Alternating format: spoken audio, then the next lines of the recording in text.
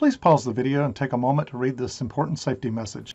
Okay, welcome to part 3 here. A quick rundown of full restoration steps. First, test the tubes. Replace any that are needed. Step 2, we're going to replace the can caps. At this age, they should all be replaced, period. These things are older than I am. They're 60 years old at this point. Keep in mind, can caps are an electrochemical device. They dry out over time just like an old battery, and bad things happen. Step 3, replace the coupling/decoupling capacitors throughout this unit. Now, this next note is generic for depending on the type of unit, whatnot. For this unit, they are all bumblebee capacitors. We're going to replace those. Those are old wax paper capacitors. Got to go. Okay. Step 4, going to replace the Selenium Rectifier. It uses one in this circuit, and I'll show it to you here shortly. It will fail you. It's just a matter of when, not if it will. So we're going to replace that. Step 5, we're going to test and bias this, measure the outputs, whatnot, using signal generator, audio analyzer, scope. Okay. Step 6, we'll go to more testing, test all the inputs, hook a turntable up to it, things of that nature. Step 7, actually listen to it with music. I usually put things on my bench and listen for a week or more before I'll return it to a customer. Make sure pops, hisses, weird stuff that happens intermittently doesn't creep up on you. All right, let's get into this video. Boy, you want to talk about a labor-intensive job. There's a lot of connections and a lot of resistors tied off of this. This is one of the more complex amplifiers that I've ever worked on. I mean, there's a lot of components here, a lot of functionality here on the front of these as well. But anyway, going to work our way through all 4 of these, and just one at a time. I'm going to start with the hardest one first. Okay, I'm going a little bit shaky cam on you here with my hand, but I want you to pay close attention to where the tabs come out of the capacitor here. On every one of those, you can see the black oozing out. See underneath that 470K resistor right there, that tab, you can see the black oozing out. You can see it all the way around on all 4 tabs. And by the way, if you guys don't own one of these, they're absolutely marvelous. Little handheld ones. One end here, a little flashlight. The other end is a big wand. I use it on the bench constantly. Okay, and what I'm doing now is just going through and drawing all the connections off here. I started out with a pen, and then I shifted my pencil because I was doing a lot of erasing. But I've just drawn this capacitor out. And the good news is when I get this done, 1, I can have the other unit sitting beside me so I can replace this, and I've got the other unit to compare to. But 2, I've got this for this time and the next time I might ever work on one of these, which I doubt will ever be in my lifetime. But at any rate, we'll have it. Okay, the old unit is out here, as you can see. Kind of left the resistors tagging across each other on it, and I'll take those off. And as you can see, I've mounted the new one down in here now. And I went through my typical process of just cutting everything loose. So you can see every single wire here is just cut loose. I usually don't unsolder them, and I will strip them with just a pair of wire strippers here and get the ends off. And if a wire's not long enough, I'll run a new wire. And then once I do that, then it's just a matter of pull the old, break the twist locks off, push that down. And now I'm starting the process of mounting things back in here. So I've got this resistor mounted. I've got this one down here. I just soldered this wire on. And I kind of work my way around. And then what I use is as you can see here, I'll kind of use a highlighter to highlight the wires that I have connected so that way I've got to double check against what I've drawn off and what I'm actually connecting up to make sure at the end. And boy, I way undersold my hours it was going to take on this unit. These can caps alone, this is a good, I don't know, 2 hours or more. You just got to go slow and take your time and get these things right. All right, capacitor number 1 is done. I'm not going to tell you how long it took, but longer than I thought. A lot of resistors soldered in here, if you can't tell. A good bit of components and a lot of wires there. And I told you I was tackling the hardest one first. These will go easier. The good news is the electrolytics take longer than anything else. These coupling caps will go much quicker as we get into them. Okay, as you can see here, I've come along now and cut all the wires loose off of this cap. I'm going to pull these resistors up and out of the way a little bit. Pull the wires back a little bit so I can work with things. And I'm going to pull that over. Oops, I see another wire here. It's easy to miss the stuff as you're going through it. And that's one I got to make sure I get back. Okay, now it's a matter of getting these twist tabs out. Some of these you can just straighten out, the ones that don't have solder on them. Just kind of turn them like this and get them straight. The ones that have big solder blobs on them, I've found over time the best thing you can do is work them and break them off, and then come back around and twist what little bit is left hanging down there below that, the little tail that's left. I always take it and see, these little blobs will just come off. Then you're left with a little tab right there, and then you just grab it and straighten it. Almost got it. And my thumb here, I smashed the heck out of it. It keeps bleeding. Then I just kind of lift the unit up, get my hand over the other side, and you just have to kind of work it slow and steady. And if you notice it's not pulling through, then you got more straightening to do here on the top side. And if you keep working it, eventually it will come out the other side and leave your little ring and tabs in place here ready for the next one. If you do end up breaking this, you can pick up more of these. You just have to drill these rivets out and put 2 little screws or 2 rivets back in, but as you can see, we got it out. Then I always do a comparison here between the half moon here, 30 microfarads. On this one, the half moon's 30 microfarads. This one, the 20 is a triangle, but on this one, the 20 is a square. It doesn't matter. I just want to make sure I get the right, like this 35 microfarad section. When I put it back up through, I want to make sure it matches where the half moon was before the 30 microfarad section. Alright, we've got the new unit pushed back up through now. Then it's just a matter of grab these twist lock tabs, and just like they were done before, we're going to lock all 4 of these in place. We should be good to go now. Okay, one more can cap down. Now moving on to the third one here. Get the idea, I'm just working these tabs. You know, it's not like you can grab it one time and twist it and get it off. If you do, you're going to have a great big nub left below. You got to kind of work these things back and forth, and eventually it will it'll kind of snap off, and then you'll be able to grab what the little stub that's left and twist it and get it straight, and then you'll be able to drop the whole, see there, just like that.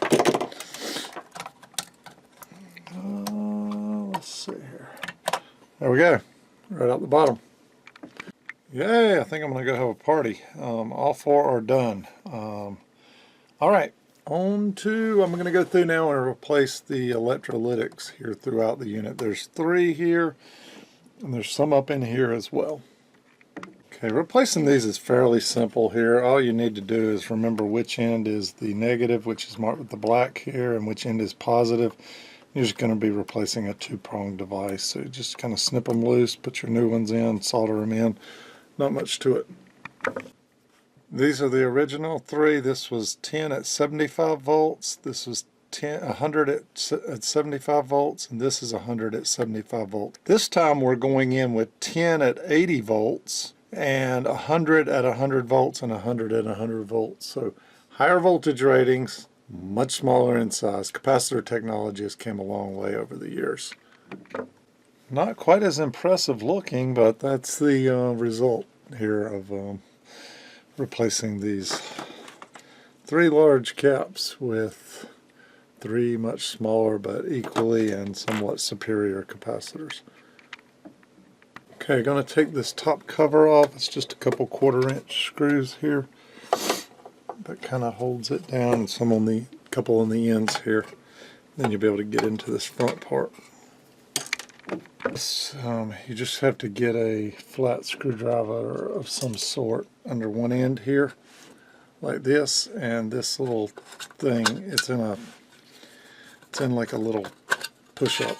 It just snaps down in here behind these clips. So sure does make getting down inside of here to replace, because there's quite a few bumblebees down in here. 1, 2, 3, 4, 5, 6, 7. You got 7 here on the front end, and I'm probably missing one because I'm trying not to stick 8. Yep. I'm trying not to stick my head down in the front of the camera. But at any rate, here we have a 25 microfarad at 25 volt electrolytic right here we want to replace first. Typically 25 microfarad capacitor is not a common value, but there's a lot of vintage gear that has 25, and so Sprague still makes 25. These are used in Macintosh bias circuits as well, and I just happen to have some, so they're not cheap. They're about $5 a capacitor, but I'm going to go ahead and put the 25 volt in here since I happen to have some. Otherwise, if not, I would use a 22 microfarad right here. And as you can see, got it soldered in nice and neat here. All right, we've completed all the electrolytic capacitors at this point. We're moving on to all what I would call coupling, decoupling capacitors. One's used in the signal path, one's used in high-pass, low-pass filters to shape the tone of the circuit and whatnot. Anyway, if you're one of those that believes in the orienting your capacitors towards the outer foil, towards the lowest impedance source, and that there is some merit to that from a outer interference standpoint. If you'll notice, bumblebees, always on the end of them, have a little tit right here on one end, and it says outer foil lead. So it's really easy to note that's your outer foil lead. You've got here, these are, I'm going to be using these vitamin T mojo tones anywhere we're in the circuit path. The outer shield here, which is the outer foil, is actually connected to one end. It'll be really easy to orient it, okay?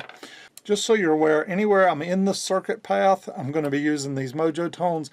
Anywhere outside of that, where they're just coupling, decoupling, high pass, low pass, I'm going to be using some Panasonic capacitors that I think keep the original sound of this amplifier in a lot of ways. So stay tuned and let's dive in. It's kind of hard to see, but I like to use this, there again, this Teflon PTFE wire coating here on the leads of these as I run them, just so we don't have stray wires.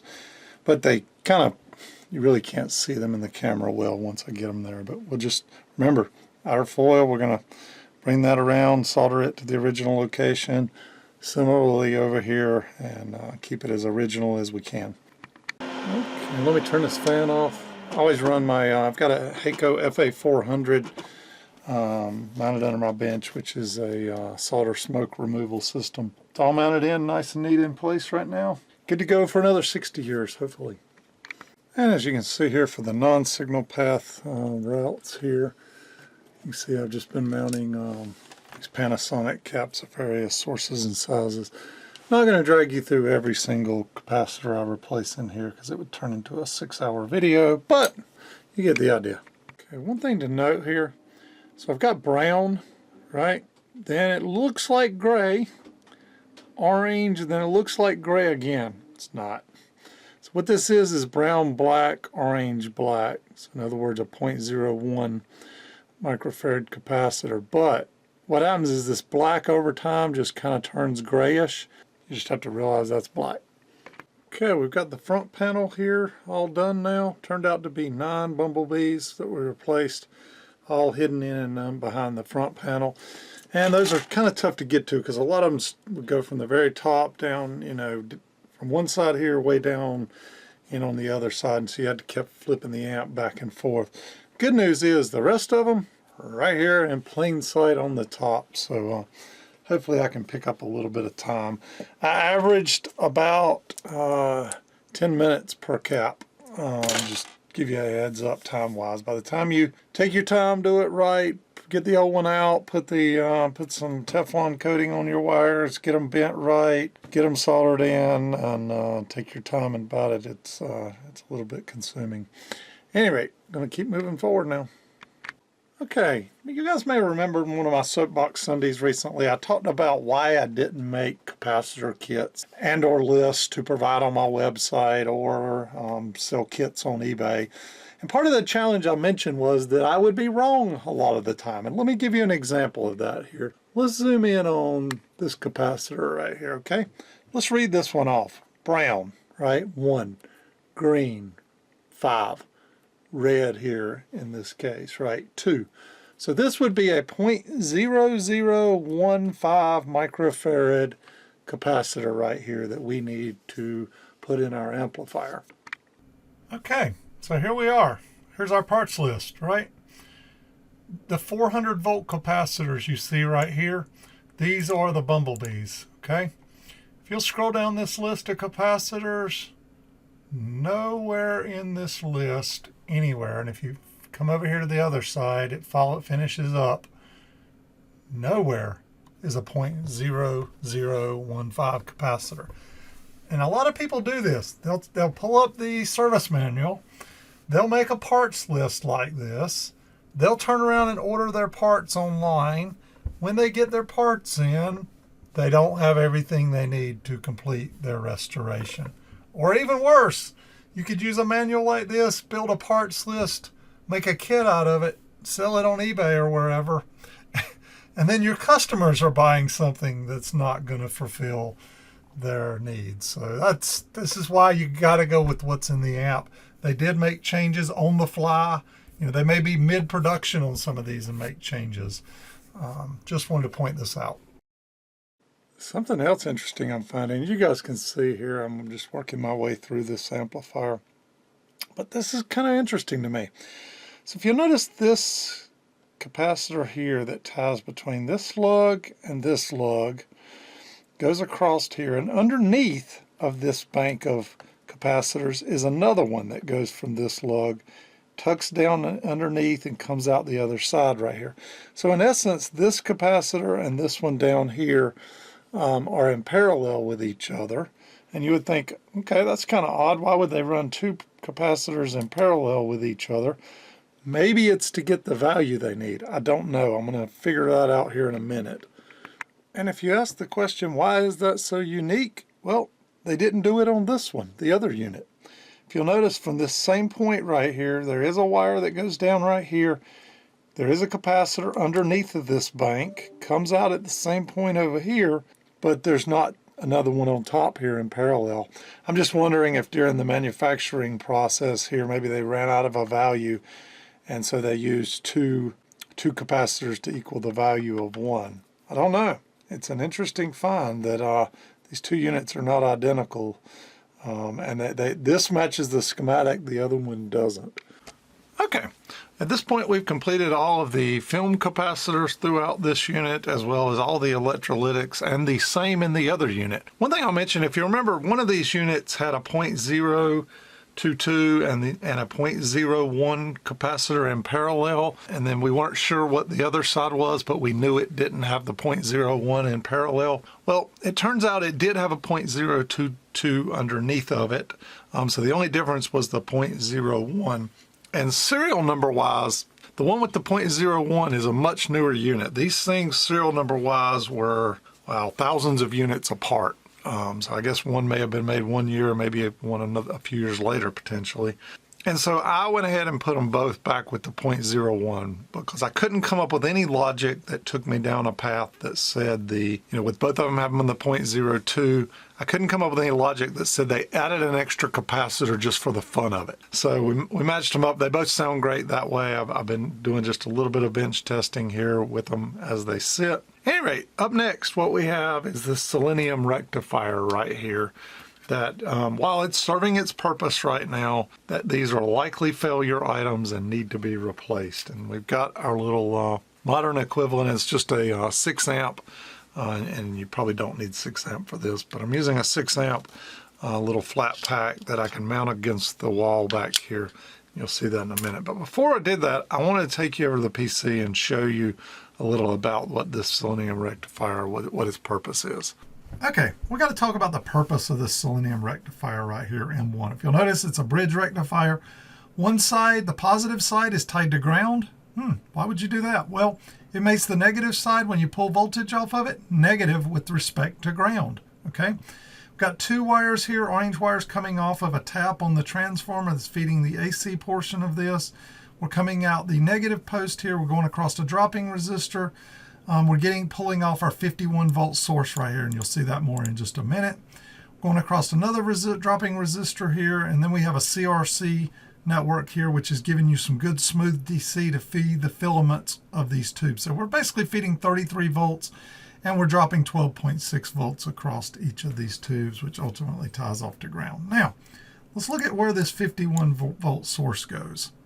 So this is the output stage of this amplifier, and if you notice, you've got two EL34s here, and they are in a fixed bias configuration. In other words, the cathodes, if you'll notice coming off pin 8 here, comes down, ties through this little connection straight to ground. So our cathodes are tied to ground.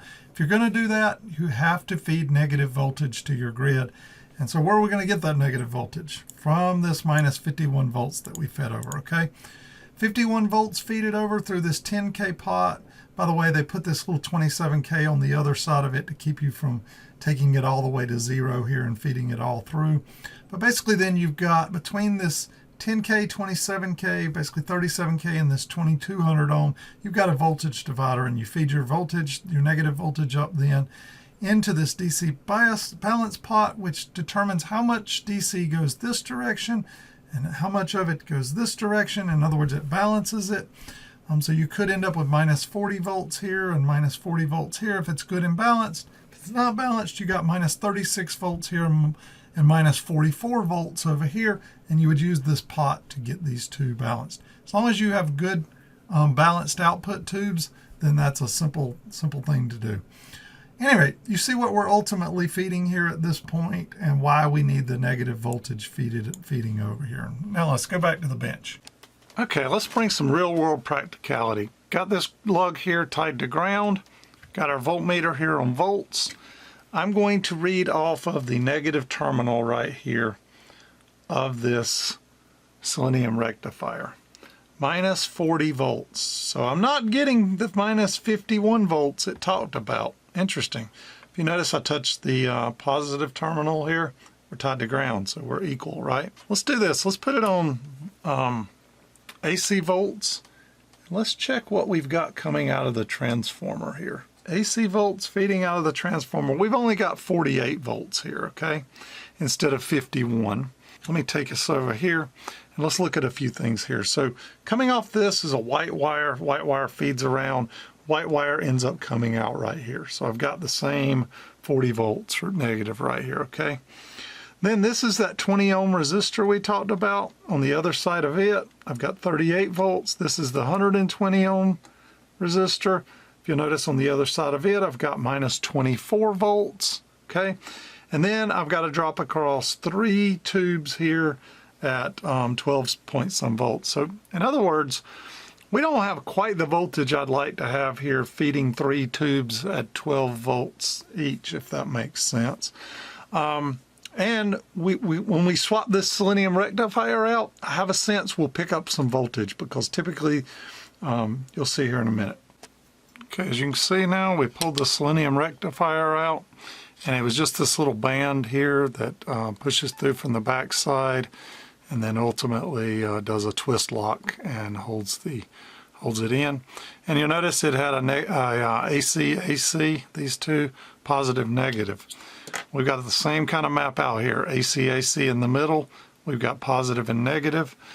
Now we just got to take these wires here. I've stripped these two ready to go, and I've stripped these two ready to go. So at this point, it's just a matter of wiring this up nice and neat. And then this little chassis, I do want to kind of mount it to the back here.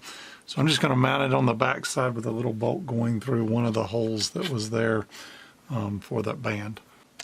And as you can see now, I've got these wires soldered on. The 2 orange ones into the middle, into the AC, the white one here onto the negative, and I actually put the little red there to let me know. And then the ground over here to positive, and I kind of tied that with ground. And now it's just a simple matter of routing all this down and putting a bolt through. Might even throw a little bit of heat sink grease on the back side of this to dissipate heat into the chassis here. I love these little packs of heat sink compound. I picked up a few hundred of them a while back online, and you just tear them and use them, and it's just about enough for one use for anything. But anytime I found I bought a bigger container of heat sink, it dries out, and these seem to stay not dried out. And I know it's probably a little hard to see there, but everything's mounted nice and neat into its place with the heat sink grease on it.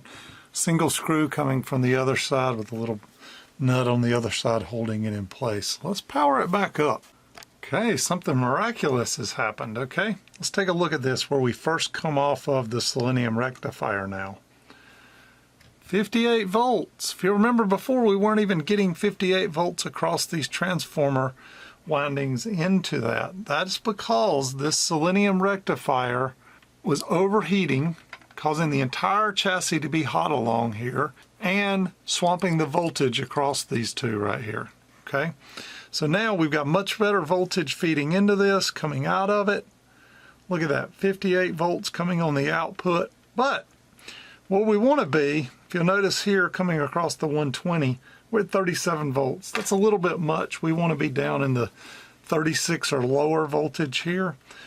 And similarly coming off of this, where we'd feed the bias pot, right here where we'd feed the bias pot, we've got minus 56 volts and we want about minus 51 volts. We need to drop about 4 or 5 volts across this. We can adjust most of this voltage out with the bias pot, but the ones feeding the filaments right now, I really don't want to feed these filaments long term with quite this much voltage. So what we need to do is swap out this 20 ohm resistor right here with something a little bit larger. So we're just going to play with values until we get to a size that gets us what we need. Okay, if you'll notice I cut this resistor out, the 20 ohm. A couple ways you could go about it. If you had a decade box of some type where you could dial up resistance, that would be a good way, except for one I use here is a 2 watt and we're needing at least 5 watt. Another way you can go about it is have a box full of old resistors that we just substitute in and out until we get the right value, and that's what I'm going to end up doing. Put it into place and we'll just try different values till we get the resistance we're looking for. So this is a 50 ohm resistor I just dropped in right here. Now we're at minus 46 volts, and then feeding to the filaments we're at minus 29 volts. 50 ohms a little bit too much. We've dropped too much there. Okay, after realizing that this was only a 10 ohm resistor and not 20, there again, schematics can lie to you. Check this out. What I've done here is I put two 50 ohms in parallel, which gives me 25 ohms here.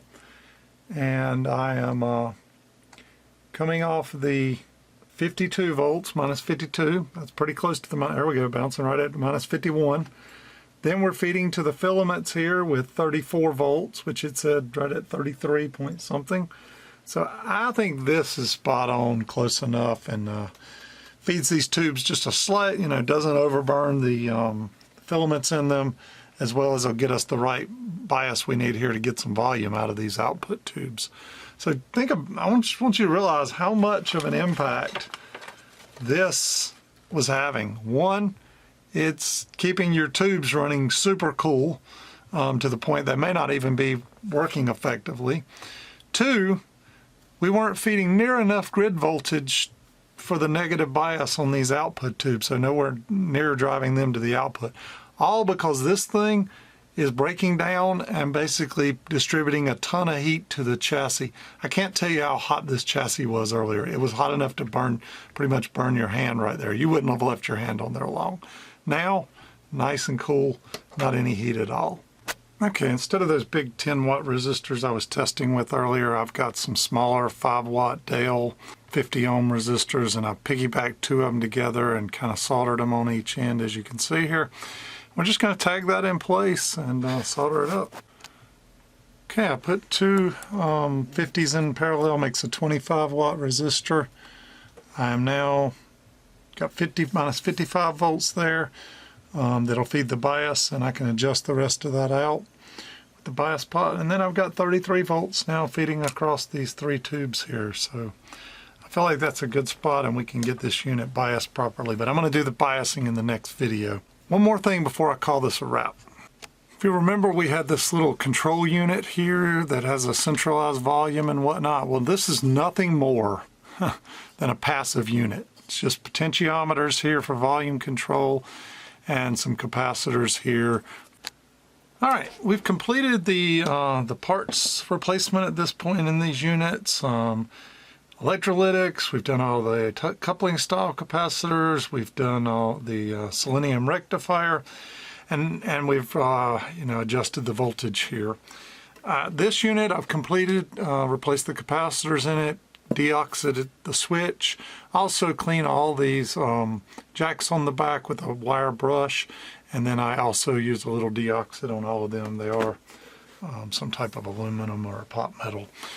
At any rate, we've also completed the other unit, so both of these are done now at this point, restoration wise. What I've not completed yet is the bias and adjustments, and I thought we would do that in a separate video here in part 4, and then you can actually see them playing over here on the bench. So if you're interested in that, stay tuned. Thanks everybody.